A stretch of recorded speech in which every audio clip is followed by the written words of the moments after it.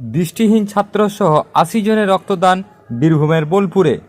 গ্রীষ্মকালীন রক্ত সংকট মোচনে স্বেচ্ছায় রক্তদান করল বোলপুরে অবস্থিত বিশ্ববাংলা বিশ্ববিদ্যালয়ের ছাত্রছাত্রী এবং অধ্যাপকবৃন্দ।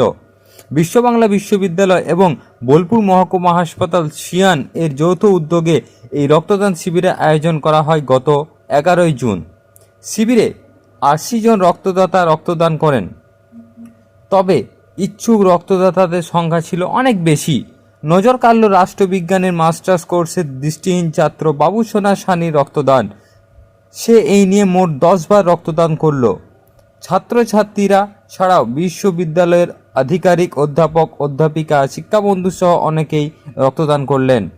বিশ্ববিদ্যালয়ের উপাচার্য প্রফেসর দিলীপ কুমার মাইতি মহাশয় এবং রেজিস্টার্ড প্রফেসর মহাদেব দেওয়াসী মহাশয়ের উপস্থিতিতে এই রক্তদান শিবির শুরু হয়। পতিত পাবন বৈরাগ্যের রিপোর্ট, সিউড়ি টাইমস, বোলপুর।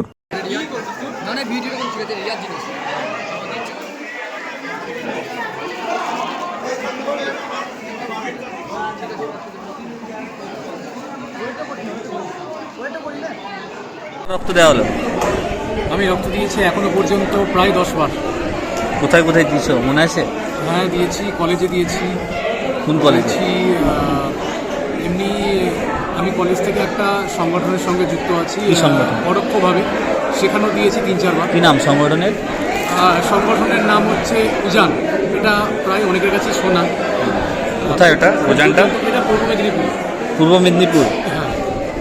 বাহ, তাহলে সবাইকে কি বলবে রক্তদানের জন্য? সবাইকে বলবো রক্তদান মহাদান। তাই সবাই মিলে কোনো রকমের দ্বিধাদ্বন্দ্ব ছাড়াই, ভয় ছাড়াই এগিয়ে আসুন এবং একজন সুস্থ মানুষকে বাঁচান। বিশেষ করে যে সমস্ত মানুষগুলো রক্তের ক্রাইসিসের জন্য চিকিৎসা করতে পারে না, বা যাদের কী বলা যায়, মানে টাকা বা রক্ত জোগাড় করার মতো মানবিকতা তখনও থাকে না, এটাই বলবো। ঠিক আছে।